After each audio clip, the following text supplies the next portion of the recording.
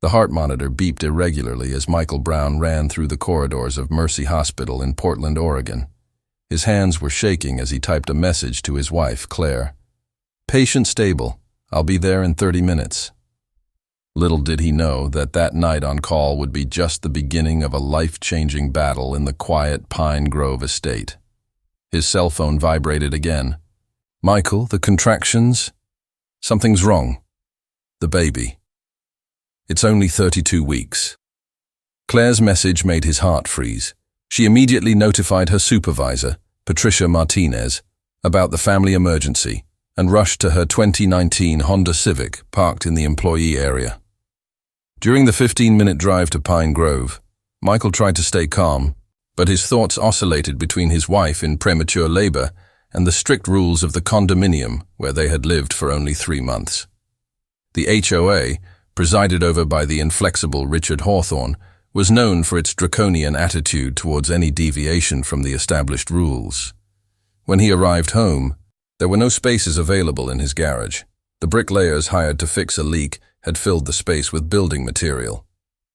With no alternative and time running out, Michael parked briefly on the street in front of his house. "Claire!"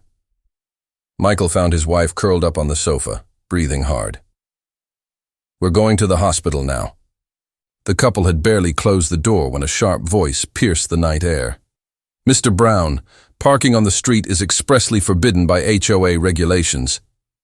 The voice belonged to Richard Hawthorne, a middle-aged man with thin-rimmed glasses and a military bearing. "It's an emergency, Richard. My wife is in premature labor," Michael replied, helping Claire into the car. "Rules are rules, Mr. Brown. Expect to receive formal notification of this infraction." Richard typed furiously on his tablet, photographing the evidence of the illegally parked car. For the next 36 hours, Michael remained by Claire's side at Portland Medical Center. The doctors managed to stop the premature labor, but Claire would need absolute rest for the next few months. It was only when he returned home to pick up some clothes that Michael discovered the true extent of the HOA's retaliation.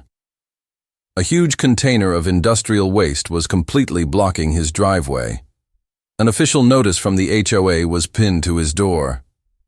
"Due to code violation 732, illegal parking, a fine of $5 has been imposed. The container will remain in place until the debt is paid in full." Michael tried to contact Richard, but his calls were systematically ignored. Frustrated, he removed the container enough to free up access to his garage. He couldn't afford to miss work, especially now with medical bills piling up. The next morning, he found another notice. "Vandalism of community property. Additional fine of $5. Total due, $10,000. "That's ridiculous," Michael confronted Richard during an impromptu meeting at the HOA office. "My wife was at risk of premature labor. What kind of person punishes someone for a medical emergency?" "The kind of person who respects rules, Mr. Brown." Richard adjusted his glasses with a cold smile. "If we start making exceptions, everyone will claim an emergency to park wherever they like. The container remains until the fines are paid in full." The news spread quickly through the Pine Grove community. Some neighbors, like the Martinez family, no relation to their hospital supervisor, and the Wilsons, expressed support for Michael. But most remained silent, fearing reprisals from the HOA. Jennifer Wilson, a retired attorney who lived 2 houses down, approached Michael as he tried again to remove the container. "What they're doing is illegal, Michael. They can't block your access to the property, let alone for a documented medical emergency." "I don't have the money to hire a lawyer right now, Jennifer, with the hospital expenses." Michael ran a hand over his tired face. "You don't have to," Jennifer smiled, her eyes shining with determination. "I still keep my active license, and nothing would give me more pleasure than to stand up to that tyrant Richard. He's done this to many families before, but no one has had the courage to challenge him." That night, Michael sat beside Claire's hospital bed, holding her hand as she slept. His phone vibrated with a message from Jennifer. "I've prepared the initial paperwork. We're suing the HOA for harassment, obstruction of property, and moral damages. First hearing scheduled for Monday." Looking at his sleeping wife and thinking of the baby she was struggling to keep safe in her womb, Michael felt a determination grow inside him. This wasn't just a fight for his right to access his own home. It was a battle against the tyranny that had haunted Pine Grove for so long.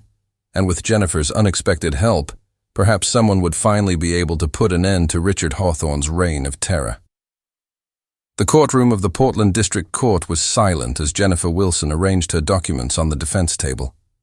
Michael, still wearing his paramedic's uniform after a 12-hour shift, nervously adjusted his tie. Across the hall, Richard Hawthorne and his corporate lawyer, Maxwell Stewart, were talking in confident whispers. "All rise for the Honorable Judge Catherine Reynolds," announced the bailiff. Judge Reynolds, a woman in her 60s with gray hair and piercing eyes, studied the room for a few moments before speaking. Case number 2023 CV 4872, Michael Brown versus Pine Grove Homeowners Association. You may be seated. Jennifer rose first. Your Honor, this is an egregious case of abuse of power and retaliation. My client, a paramedic dedicated to saving lives, has been punished for responding to a medical emergency involving his at-risk pregnant wife. Maxwell Stewart interrupted. With all due respect, Your Honor, the HOA rules are clear and were accepted by Mr. Brown when he signed the purchase agreement. Emergency or not, rules exist for a reason. Judge Reynolds removed her glasses. Mr. Stewart, are you suggesting that parking regulations override medical emergencies? We're suggesting that making exceptions sets dangerous precedents, Stewart replied, adjusting his silk tie. Jennifer projected photos of the container blocking the entrance to Michael's garage. Your Honor, the HOA has not only levied abusive fines, but is also physically impeding my client's access to his property. A paramedic who needs to respond to emergency calls is being prevented from doing his job. As the hearing continued, Michael received a message from his neighbor, Maria Martinez. Michael, you need to see this. Richard is removing the container, but he's doing something worse. During the break in the hearing, Michael watched the video sent by Maria. Richard was supervising a team installing concrete pylons around the entire entrance to his garage. Temporary security measure, Richard said in the video, until the case is resolved. Jennifer looked at the video with indignation. That's perfect, Michael. He's just given us more ammunition. Back in the courtroom, Jennifer presented the recent video. Your Honor, while we're here, the HOA is escalating its intimidation tactics. Judge Reynolds watched the video with a stern expression. Mr. Stewart, your explanation. The HOA has the authority to implement security measures as necessary, Stewart replied, less confidently than before. Security measures? Jennifer questioned. Or retaliation against a resident who dared to question Mr. Hawthorne's authority? The tension in the room increased when Jennifer called her first witness, Patricia Martinez, Michael's supervisor at the hospital. Ms. Martinez, can you describe Mr. Brown's professional character? Michael is one of our best paramedics, Patricia replied. On the night in question, he had just stabilized a patient in cardiac arrest when he received the message from his wife. And what would be the impact of having your access to the garage blocked in emergency situations? In our profession, minutes make the difference between life and death, Patricia explained. Preventing a paramedic from responding to calls is potentially catastrophic. Stewart tried to discredit the testimony. Ms. Martinez, is there any legal requirement for the HOA to make exceptions for emergency professionals? There is no legal requirement to be compassionate either, Mr. Stewart, Patricia replied, prompting murmurs in the gallery. Jennifer then presented a pattern. In the last 5 years, Richard had imposed fines totaling more than $300,000, often for minor infractions. Several residents had been forced to sell their homes due to debts accumulated with the HOA.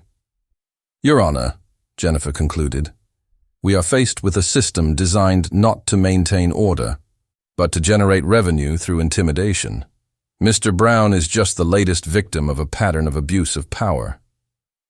Judge Reynolds removed her glasses again, a gesture that the room had already learned to recognize as a prelude to an important decision.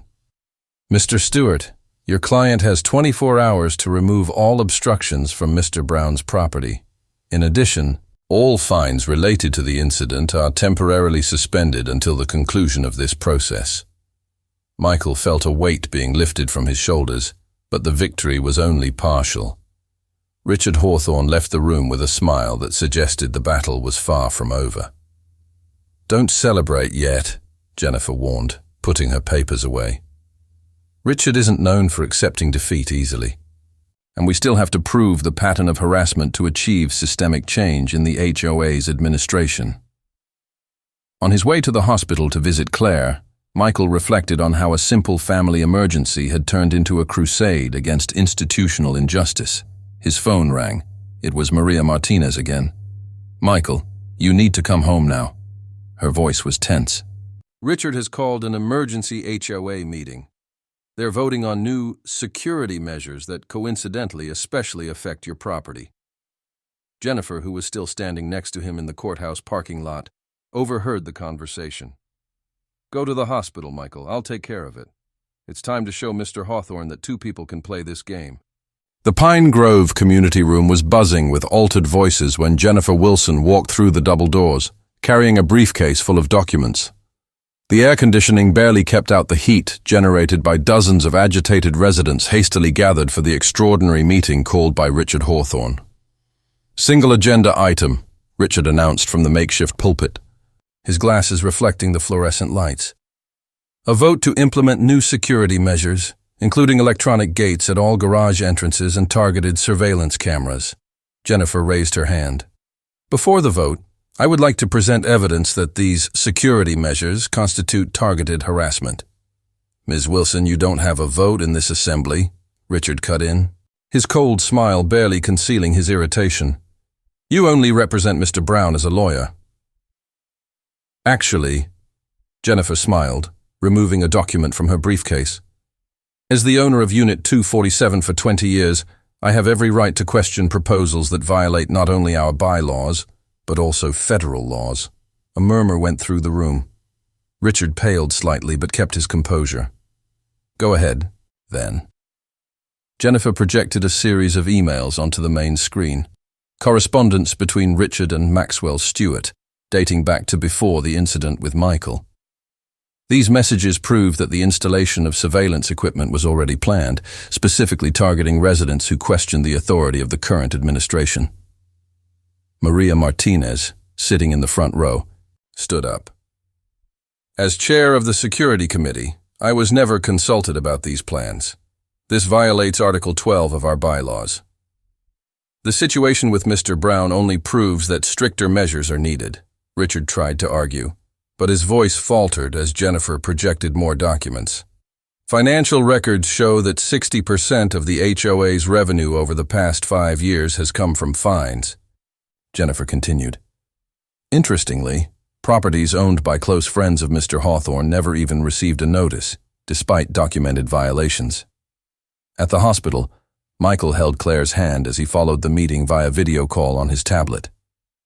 "I can't believe Jennifer got all these documents so quickly," Claire whispered, stroking her protruding belly. "Apparently, she's been collecting evidence for years," Michael replied. "She was just waiting for the right moment to use it." Back in the assembly, Jennifer presented her final card. "And speaking of violations, I discovered something interesting about Mr. Hawthorne's own house." She projected architectural plans side by side. On the left, the plan approved by the town hall. On the right, aerial photos showing an unauthorized extension that encroaches on a conservation area. Chaos ensued in the room. Richard tried to close the meeting, but Jennifer continued. "I propose a different vote. A complete audit of the current management and early elections for a new board." "That's a coup!" Richard shouted. "It has no legal basis." "Article 8, Paragraph 3 of the bylaws," Jennifer quoted from memory. "Any owner can propose an audit vote on presentation of evidence of mismanagement. I have here," she held up a folder, "more than 50 pages of evidence. The vote was quick and overwhelming. With 82% of the vote, the audit was approved, and an interim board would be set up until new elections." Richard left the room in silence, followed by his small group of allies. The next day, Michael found his entrance completely cleared when he arrived home from work. A group of neighbors, led by Maria Martinez, had voluntarily removed the pylons during the early hours of the morning. "Consider it a community apology," Maria smiled, offering a welcome basket. It took a while, but finally someone had the courage to stand up to Richard.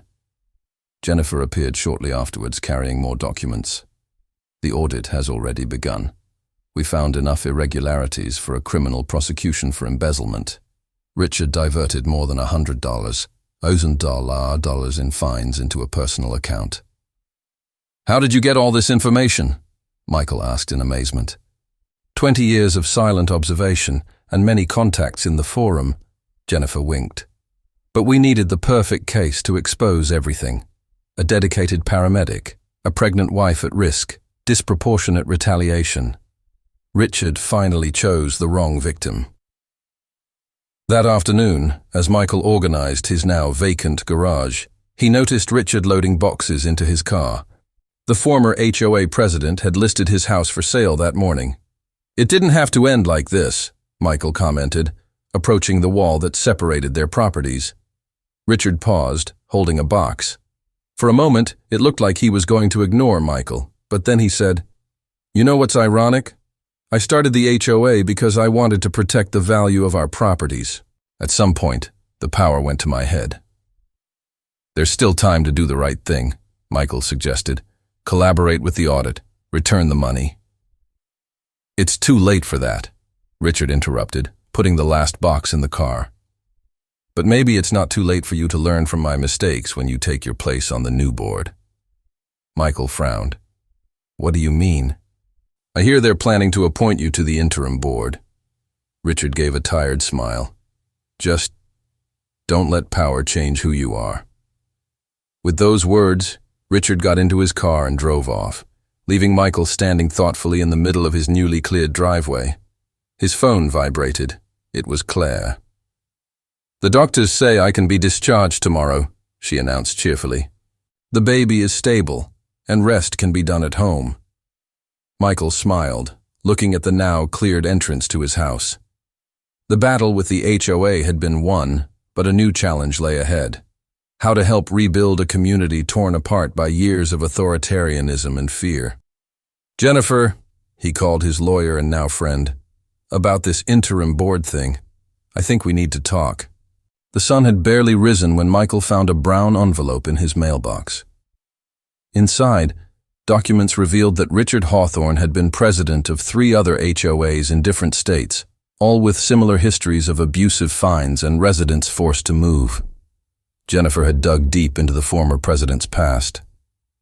"It's a systematic pattern," Jennifer explained over an impromptu breakfast at the Browns' house, where Claire was finally resting after returning from the hospital. "Richard is like a vulture of planned communities. He finds stable HOAs, takes control, and turns them into money-making machines." Maria Martinez, who now chaired the interim board, flipped through the documents with a worried expression. Some residents still defend Richard. They believe he kept order and property values high. "Fear is not order," Michael replied, adjusting the fetal monitor of Claire, who was asleep on the sofa. "And property values mean nothing if people live in terror." Jennifer's phone rang. It was Maxwell Stewart, Richard's former lawyer. "Wilson, we need to talk. I have some information you need to see." The meeting was arranged at Jennifer's office in downtown Portland. Maxwell looked nervous, constantly adjusting his silk tie as he rummaged through his briefcase. "Richard came to see me last night," Maxwell began, placing a flash drive on the table. "He wanted me to wipe some files from the HOA's server, but I've already destroyed enough evidence to last a lifetime." Jennifer plugged the flash drive into her computer. On the screen, dozens of spreadsheets detailed an elaborate scheme. Richard was not only embezzling money from fines, but also receiving kickbacks from construction and maintenance companies that overbilled for services to the community. "Why are you helping us now?" Michael asked suspiciously. Maxwell smiled sadly. "Because Richard was planning to use me as a scapegoat. I found forged documents with my signature authorizing transfers that I've never seen. Meanwhile, in Pine Grove, a silent revolution was taking shape. Maria organized the first truly democratic HOA meeting in years. Residents shared stories of intimidation and retaliation, many discovering that they were not alone in their experiences. My daughter had to sell her house after Richard fined her $20,000 for planting a garden without a permit. An elderly woman named Dorothy shared, tears in her eyes. She was a widow, raising 3 children on her own. Other similar reports emerged, fines for excessive Christmas decorations, threats for cutting grass half a centimeter longer than allowed, arbitrary bans on children playing in communal areas. We can't just change the administration, Michael argued during the meeting. We need to change the culture of fear that has taken hold here. Jennifer, who was following everything, had an idea. What if we turned Pine Grove into a model of how an HOA should work? Something that other communities could follow. The proposal quickly gained momentum. A committee was formed to rewrite the bylaws, focusing on clarity and reasonableness. Another group started a conflict mediation program, replacing automatic fines with dialogue and constructive solutions. Michael, initially reluctant to participate in the administration, naturally found himself taking on a bridging role between different groups. His experience as a paramedic had taught him to stay calm in crises and look for practical solutions. "You have a natural gift for this," Claire commented one evening, watching him review proposals from residents. "You can see beyond the rules and see the people." Pine Grove's transformation did not go unnoticed. Local newspapers began covering the story, presenting it as an example of how communities can recover from toxic administrations. Other HOAs in the region began asking for guidance on how to implement similar changes. But it wasn't all flowers. A group of residents loyal to Richard, led by former treasurer Gregory Palmer, resisted the changes. They spread rumors about falling property values and rising crime, trying to sow fear and discord. "We can't ignore them," Jennifer warned during a strategy meeting. "That's how Richard got power in the first place, by preying on people's fears." The solution came from an unexpected source. Patricia Martinez, Michael's supervisor at the hospital, offered to conduct workshops on crisis management and effective communication for the residents. If it worked for keeping medical teams together in emergencies, she argued, it can work for a community too. The workshops became a surprising success, not only improving communication between neighbors, but also creating safe spaces for old grievances to be addressed and resolved. Gradually, even Richard's staunchest supporters began to take part. Gregory Palmer, after attending a few sessions, publicly admitted to having benefited from the overbilling scheme and offered to cooperate with the investigations. "Sometimes people just need an honorable way out," Jennifer commented, watching Gregory voluntarily leave his position on the council. As Pine Grove transformed, Michael regularly received messages from residents of other communities, asking for advice on how to deal with similar situations. With Jennifer's help, he began compiling a practical manual on reforming troubled HOAs. "You know what's ironic?" Michael reflected during an evening walk with Claire, their baby now safe and healthy in the womb. Richard wanted to control everything so badly that he ended up losing all control. And we, seeking to share power, are building something much stronger. The sun was setting over Pine Grove, and for the first time in years, people left their doors open on warm summer evenings. Children played freely in the gardens, and neighbors chatted without fear of fines or retaliation. The community was finally living up to its name. Fall arrived in Portland with a gentle breeze that stirred the golden leaves in Pine Grove. 6 months had passed since the fall of Richard Hawthorne, and the community breathed a different air, not just because of the change of season, but because of the profound transformation in its social structure. Michael adjusted the small cap on the head of his newborn daughter, Emma, as he walked through the condominium towards the community center. The place, once a symbol of oppression and fear, was now buzzing with positive activity. A banner at the entrance announced, "First Regional Forum on Community Governance." I never imagined we'd be organizing something like this, commented Claire, pushing the baby carriage. Let alone that people would come from other states to learn from us. The hall was packed. Representatives from more than 30 HOAs from all over the West Coast had gathered to discuss reforms and share experiences. Jennifer Wilson, now a recognized expert in homeowners association reform, was preparing to open the event. The Pine Grove case is not unique, Jennifer began, her voice carrying the weight of experience. In the last few weeks, we've received more than 200 reports of communities facing similar situations. The difference is that we now have a model for change that works. Michael watched the audience as Jennifer presented the impressive figures of the transformation. Resident complaints reduced by 85%, property values increased by 12% in the last quarter, and, most significantly, the resident move-out rate dropped to less than 3% per year. But we're not here to just talk numbers, Michael took over the microphone. We're here to discuss how to transform our HOAs from instruments of control into tools of community building. The day unfolded with practical workshops and panel discussions. Maria Martinez led a session on transparent communication, using Pine Grove's new digital system as an example. Patricia shared conflict resolution techniques adapted from her hospital experience. During lunch, Michael was approached by a young resident of an HOA in Seattle. "How did you deal with the resistance?" she asked, her voice shaking. "Our president acts exactly like Richard, and I'm afraid I'll lose my house if I speak out." "Fear is the favorite tool of tyrants," Michael replied gently. "But communities are stronger than individuals.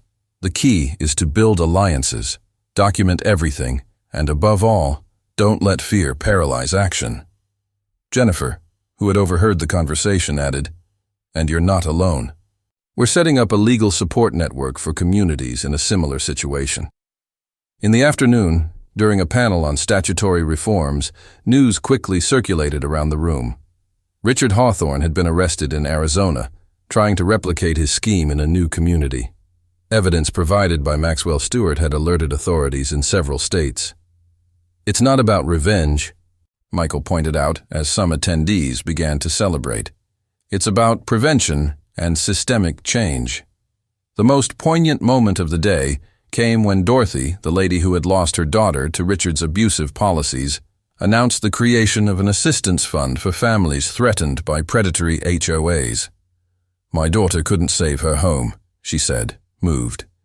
"But her sacrifice will not be in vain. This fund will help other families fight for their rights."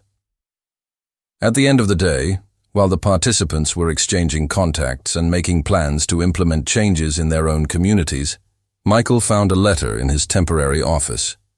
It was from Richard Hawthorne. "Maybe you're right," the letter said. "Power without purpose corrupts, and I lost my purpose a long time ago. What you have built in Pine Grove is what I should have sought from the beginning." Michael shared the letter with Jennifer and Claire over dinner on their balcony, where a small community garden was now flourishing, something that would have been unthinkable in Richard's day. "You know what I'm most proud of?" Claire commented, cradling Emma. "It's not just the change in rules or administration. It's seeing how people are smiling again, talking on the sidewalks, caring about each other." Jennifer smiled, watching children playing freely in the community garden, another project born out of the new management. Pine Grove has become a beacon of hope. Other communities are realizing that there is an alternative to authoritarianism. That evening after the forum, Michael updated the manual he was writing.